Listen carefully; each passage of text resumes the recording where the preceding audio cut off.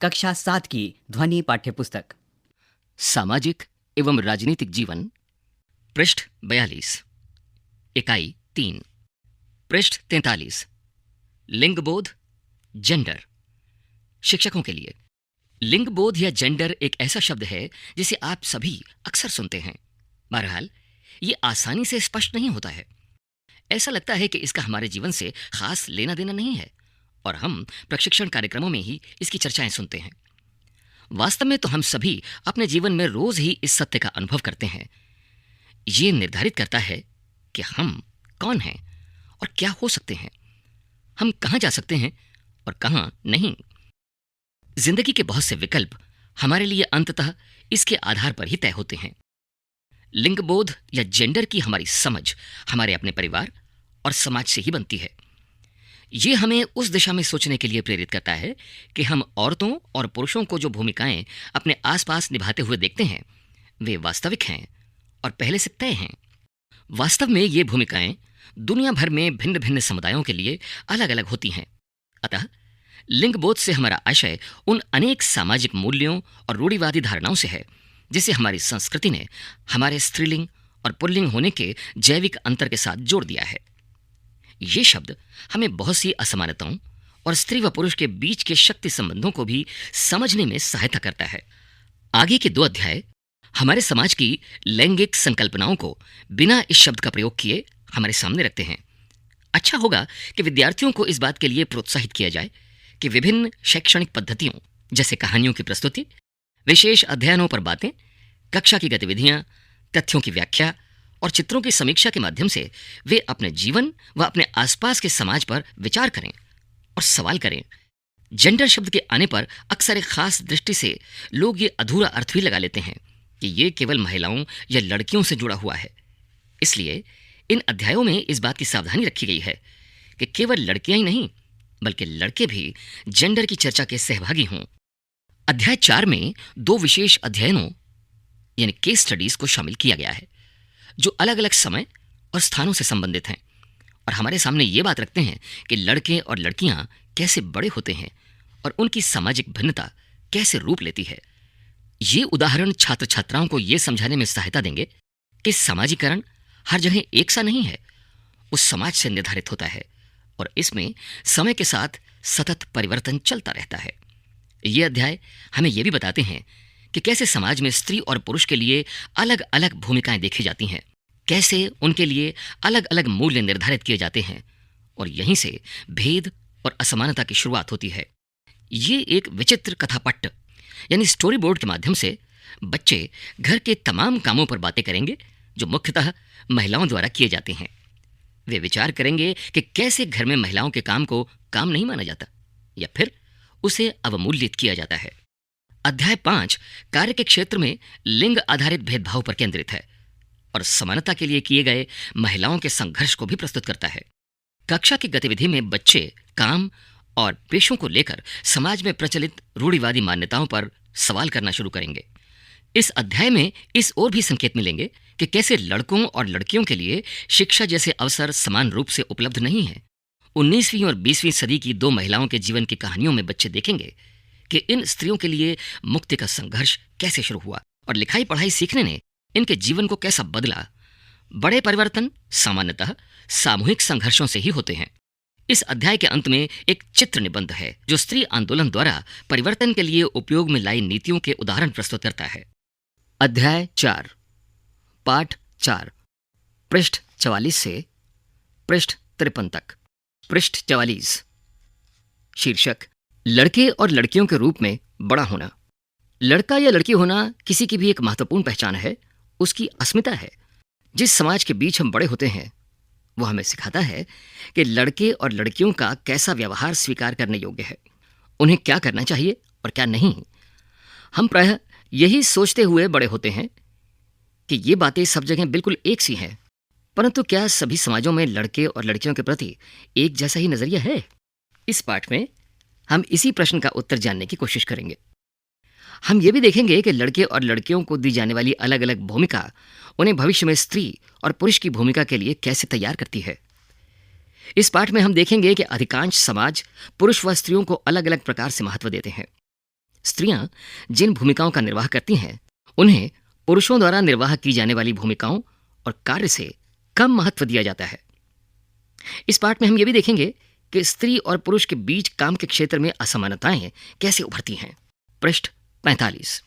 शीर्षक 1920 के दशक में सामोआ द्वीप में बच्चों का बड़ा होना। सामोआ द्वीप प्रशांत महासागर के दक्षिण में स्थित छोटे छोटे द्वीपों के समूह का ही एक भाग है। समोअन समाज पर किए गए अनुसंधान की रिपोर्ट के अनुसार 1920 के दशक में बच्चे स्कूल नहीं जाते थे। वे बड़े बच्चों और वयस्कों से बहुत सी बातें सीखते थे, जैसे छोटे बच्चों की देखभाल या घर का काम कैसे करना आदि। द्वीपों पर मछली पकड़ना बड़ा महत्वपूर्ण कार्य था, इसलिए किशोर बच्चे मछली पकड़ने के लिए सुदूर यात्राओं पर जाना सीखते थे। लेकिन ये बातें वे अपने बचपन के अलग अलग समय पर सीखते थे। छोटे बच्चे जैसे ही चलना शुरू कर देते थे, उनकी माताएं या बड़े लोग उनकी देखभाल करना बंद कर देते थे। ये जिम्मेदारी बड़े बच्चों पर आ जाती थी, जो प्रायः स्वयं भी 5 वर्ष के आसपास की उम्र के होते थे। लड़के और लड़कियां दोनों अपने छोटे भाई बहनों की देखभाल करते थे। लेकिन जब कोई लड़का लगभग 9 वर्ष का हो जाता था, वो बड़े लड़कों के समूह में सम्मिलित हो जाता था और बाहर के काम सीखता था, जैसे मछली पकड़ना और नारियल के पेड़ लगाना। लड़कियां जब तक 13-14 साल की नहीं हो जाती थीं, छोटे बच्चों की देखभाल और बड़े लोगों के छोटे मोटे कार्य करती रहती थीं। लेकिन एक बार जब वे 13-14 साल की हो जाती थीं, वे अधिक स्वतंत्र होती थीं। लगभग 14 वर्ष की उम्र के बाद वे भी मछली पकड़ने जाती थीं, बागानों में काम करती थीं और डलिया बुनना सीखती थीं। खाना पकाने का काम अलग से बनाए गए रसोई घरों में ही होता था, जहां लड़कों को ही अधिकांश काम करना होता था और लड़कियां उनकी मदद करती थीं। एक बच्चे का चित्र है, नीचे लिखा है, कक्षा 7 का एक सामोआ छात्र अपने विद्यालय की वर्दी में। आपके बड़े होने के अनुभव सामोआ के बच्चों और किशोरों के अनुभव से किस प्रकार भिन्न हैं? इन अनुभवों में वर्णित क्या कोई ऐसी बात है जिसे आप अपने बड़े होने के अनुभव में शामिल करना चाहेंगे? दूसरा चित्र है, इसमें कुछ लड़कियां स्कूल जाती हुई। लड़कियां स्कूल जाते समय समूह बनाकर चलना क्यों पसंद करती हैं? शीर्षक 1960 के दशक में मध्य प्रदेश में पुरुष के रूप में बड़ा होना। यहां जो हम वर्णन करेंगे वो 1960 में मध्य प्रदेश के एक छोटे से शहर में रहने और स्कूल जाने के वर्णन से लिया गया है। कक्षा 6 में आने के बाद लड़के और लड़कियां अलग अलग स्कूलों में जाते थे। पृष्ठ 46। लड़कियों के स्कूल लड़कों के स्कूल से बिल्कुल अलग ढंग से बनाए जाते थे। उनके स्कूल के बीच में एक आंगन होता था, जहां वे बाहरी दुनिया से बिल्कुल अलग रहकर स्कूल की सुरक्षा में खेलती थीं। लड़कों के स्कूल में ऐसा कोई आंगन नहीं होता था, बल्कि उनके खेलने का मैदान बस एक बड़ा सा खुला स्थान था जो स्कूल से लगा हुआ था। हर शाम स्कूल के बाद लड़के सैकड़ों लड़कियों की भीड़ को सकरी गली से जाते हुए देखते थे। सड़कों पर जाती हुई लड़कियां बड़ी गंभीर दिखती थीं। ये बात लड़कों से अलग थी, जो सड़कों को अनेक कामों के लिए उपयोग करते थे, जैसे यूं ही खड़े खड़े खाली समय बिताने के लिए, दौड़ने और खेलने के लिए और साइकिल चलाने के करतबों को आजमाने के लिए। लड़कियों के लिए गली सीधे घर पहुंचने का एक माध्यम थी। लड़कियां हमेशा समूहों में जाती थीं। शायद उनके मन में यह डर रहता था कि कोई उन्हें छेड़ न दे या उन पर हमला न कर दे। ये 2 उदाहरण सुनने के बाद हमें लगता है कि बड़े होने के भी कई तरीके हैं। हम प्राय सोचते हैं कि बच्चे एक ही तरीके से बड़े होते हैं। ऐसा इसलिए है क्योंकि हम अपने अनुभवों से ही सबसे ज्यादा परिचित होते हैं। यदि हम अपने परिवार के बुजुर्गों से बात करें तो पाएंगे कि उनका बचपन शायद हमारे बचपन से बहुत भिन्न था। हम ये भी अनुभव करते हैं कि समाज लड़के और लड़कियों में स्पष्ट अंतर करता था। ये बहुत कम आयु से ही शुरू हो जाता था। उदाहरण के लिए, उन्हें खेलने के लिए भिन्न खिलौने दिए जाते हैं।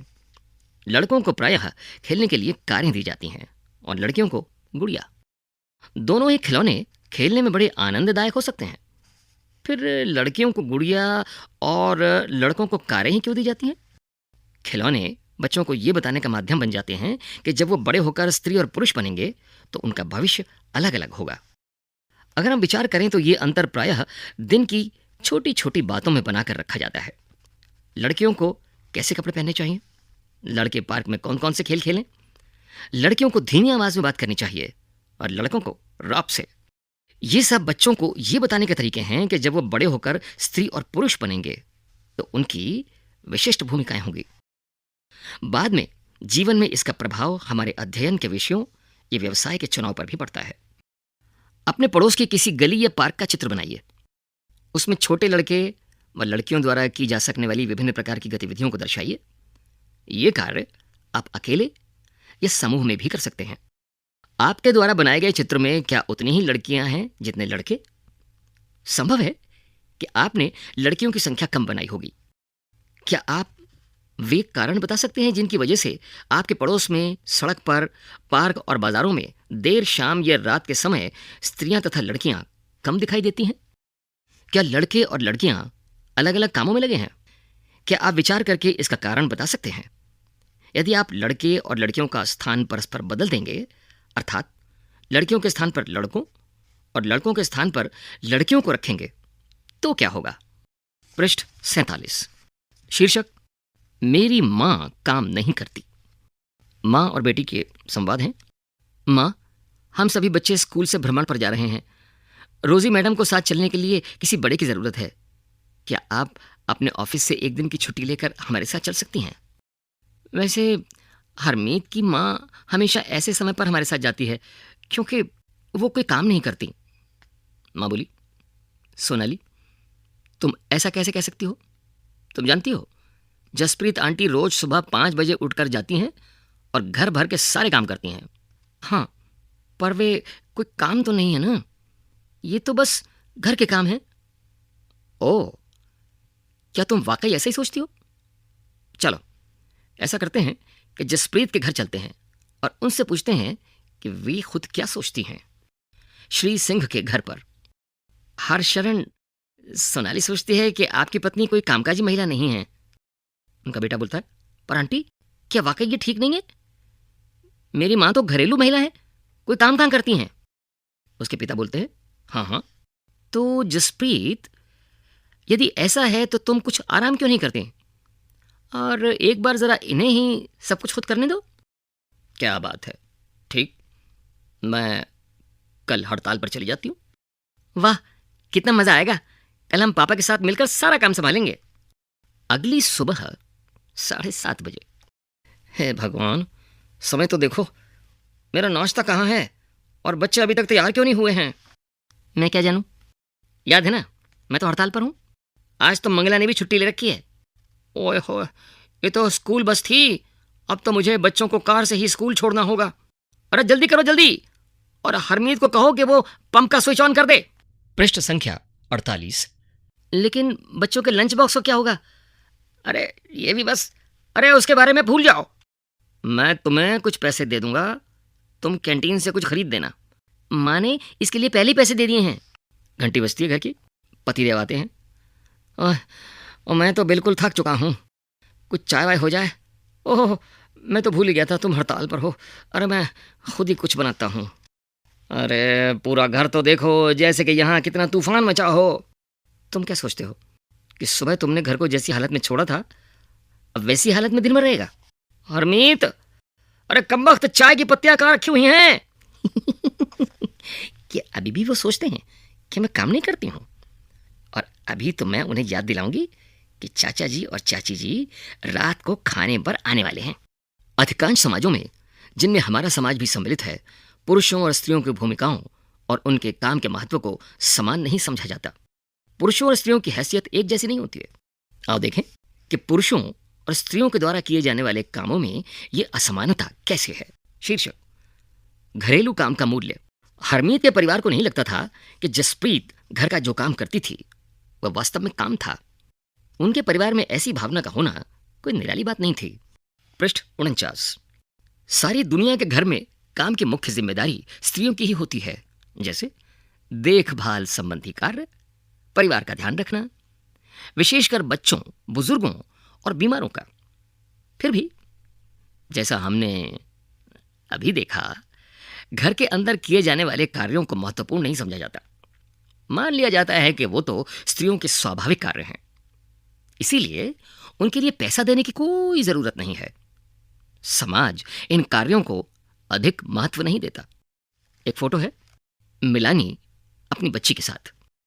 शीर्षक घर पर कार्य करने वालों का जीवन। अभी सुनाई गई कहानी में केवल हरमीत की मां ही घर के काम नहीं करती थी, काफी सारा काम मंगला करती थी, जो उनके घरेलू काम में मदद के लिए लगाई गई थी। बहुत से घरों में, विशेषकर शहरों और नगरों में, लोगों को घरेलू काम के लिए लगा लिया जाता है। वे बहुत काम करते हैं, झाड़ू लगाना, सफाई करना, कपड़े और बर्तन धोना, खाना पकाना, छोटे बच्चों और बुजुर्गों की देखभाल करना आदि। घर का काम करने वाली अधिकांशतः स्त्रियां होती हैं।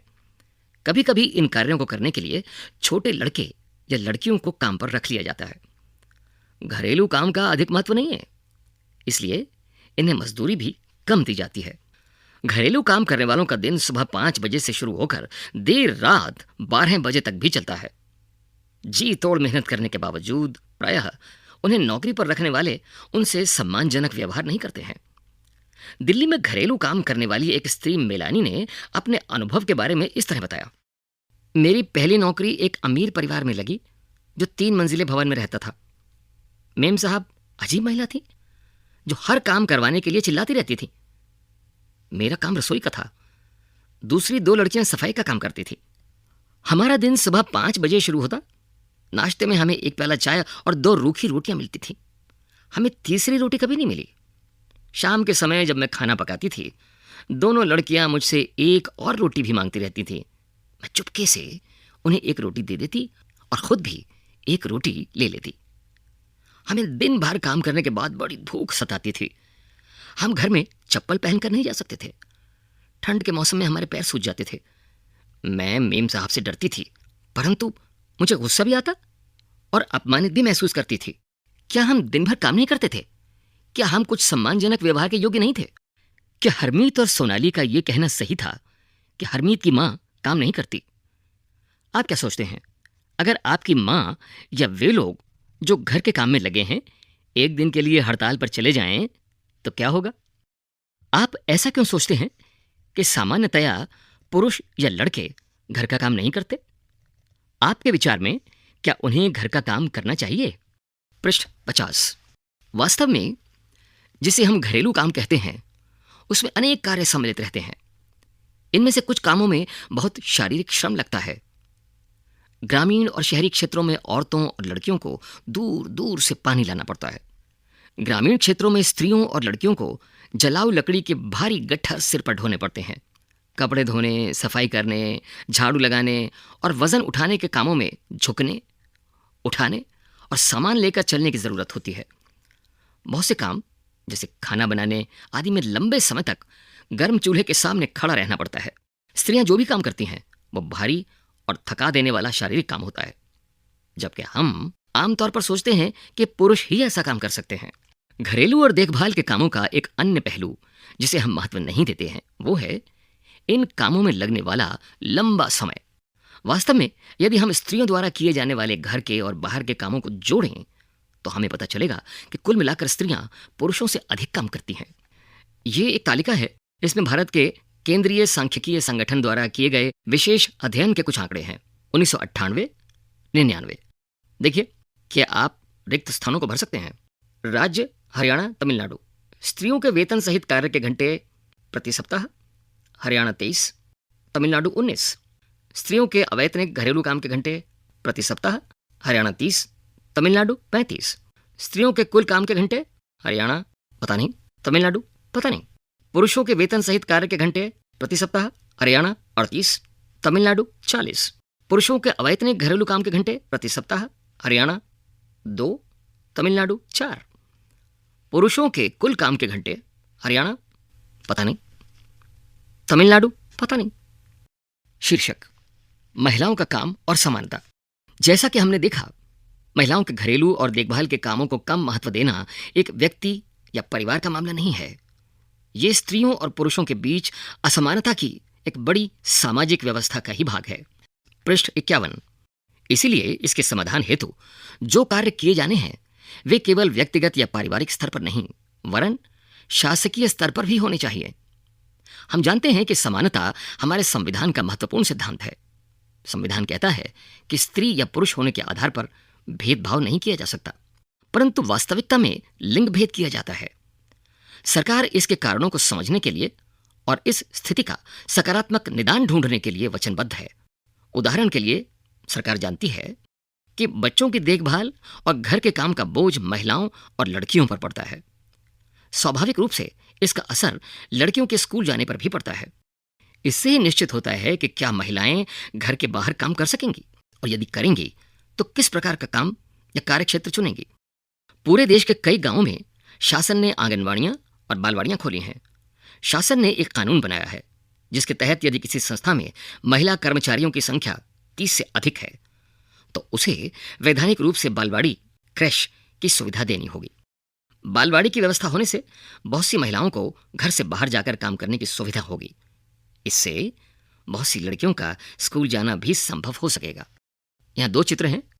पहला, मध्य प्रदेश के एक गांव में आंगनवाड़ी केंद्र में बच्चे, बहुत सी स्त्रियां जैसे कहानी में सोनाली की मां और हरियाणा व तमिलनाडु की महिलाएं, जिनका सर्वेक्षण किया गया, घर के अंदर व बाहर दोनों जगह काम करती हैं। इसे प्रायः महिलाओं के काम के दोहरे बोझ के रूप में जाना जाता है। चित्र 2, जेंडर इक्वेलिटी, सतत विकास लक्ष्य 5, लैंगिक समानता, www.n.undp.org, पृष्ठ 52। क्या आप सोचते हैं ये पोस्टर क्या कहने की कोशिश कर रहा है? मैं हर कहीं मौजूद, मेरी अनदेखी और नहीं संभव। कौन सी वो तुम्हारी उपलब्धि जिसमें मेरा नहीं वो भाग, औरत को चाहिए अपना अधिकार। महिला जागरण केंद्र, पंचवटी नगर, राजेंद्र नगर, पटना। ये दूसरा पोस्टर बांग्ला भाषा में है। यह पोस्टर बंगाल की महिलाओं के एक समूह ने बनाया है। क्या इसे आधार बनाकर आप कोई अच्छा सा नारा तैयार कर सकते हैं? पृष्ठ संख्या 53। अभ्यास 1। साथ में दिए गए कुछ कथनों पर विचार कीजिए और बताइए कि वे सत्य हैं या असत्य। अपने उत्तर के समर्थन में एक उदाहरण भी दीजिए। क, सभी समुदाय और समाजों में लड़कों और लड़कियों की भूमिकाओं के बारे में एक जैसे विचार नहीं पाए जाते। ख, हमारा समाज बढ़ते हुए लड़कों और लड़कियों में कोई भेद नहीं करता। ग, वे महिलाएं जो घर पर रहती हैं कोई काम नहीं करती। घ, महिलाओं के काम पुरुषों के काम की तुलना में कम मूल्यवान समझे जाते हैं। 2, घर का काम अदृश्य होता है और इसका कोई मूल्य नहीं चुकाया जाता। घर के काम शारीरिक रूप से थकाने वाले होते हैं। घर के कामों में बहुत समय खप जाता है। अपने शब्दों में लिखिए कि अदृश्य होने, शारीरिक रूप से थकाने और समय खप जाने जैसे वाक्यांशों से आप क्या समझते हैं? अपने घर की महिलाओं के काम के आधार पर हर बात को एक उदाहरण से समझाइए। 3, ऐसे विशेष खिलौनों की सूची बनाइए जिनसे लड़के खेलते हैं और ऐसे विशेष खिलौनों की भी सूची बनाइए जिनसे केवल लड़कियां खेलती हैं। यदि दोनों सूचियों में कुछ अंतर है तो सोचिए और बताइए कि ऐसा क्यों है। सोचिए कि क्या इसका कुछ संबंध इस बात से है कि आगे चलकर वयस्क के रूप में बच्चों को क्या भूमिका निभानी होगी। 4, अगर आपके घर या आसपास घर के कामों में मदद करने वाली कोई महिला है तो उनसे बात कीजिए और उनके बारे में थोड़ा और जानने की कोशिश कीजिए कि उनके घर में कौन कौन है, वो क्या करती हैं, उनका घर कहाँ है, वो रोज कितने घंटे तक काम करती हैं, वो कितना कमा लेती हैं। इन सारे विवरणों को शामिल कर एक छोटी सी कहानी लिखिए। शब्द संकलन, अस्मिता, पहचान। ये एक प्रकार से स्वयं के होने यानी अपने अस्तित्व के प्रति जागरूकता का भाव है। एक व्यक्ति की कई अस्मिता हो सकती हैं। उदाहरण के लिए, एक ही व्यक्ति को एक लड़की, बहन और संगीतकार की तरह अस्मिता कहा जा सकता है। दोहरा बोझ, शाब्दिक रूप से इसका अर्थ है 2 गुना वजन। सामान्यतः इस शब्द का महिलाओं के काम की स्थितियों को समझाने के लिए प्रयोग किया गया है। यह इस तथ्य को स्वीकार करता है कि महिलाएं आमतौर पर घर के भीतर और घर के बाहर दोहरा कार्यभार संभालती हैं। देखभाल के अंतर्गत अनेक काम आते हैं, जैसे संभालना, ख्याल रखना, पोषण करना आदि। शारीरिक कार्यों के अतिरिक्त इसमें गहन भावनात्मक पहलू भी सम्मिलित हैं। अवमूल्यित, जब कोई अपने काम के लिए अपेक्षित मान्यता या स्वीकृति नहीं पाता है तब वो स्वयं को अवमूल्यित महसूस करता है। उदाहरण के लिए देखें, अगर कोई लड़का अपने मित्र के लिए घंटों सोच विचार कर, बहुत खोज कर एक उपहार बनाता है और उसका मित्र उसे देखकर कुछ भी न कहे, तो ऐसे में पहला लड़का अवमूल्यित महसूस करता है। इसी के साथ 9 अध्यायों की इस पुस्तक का अध्याय 4 यहां समाप्त हुआ।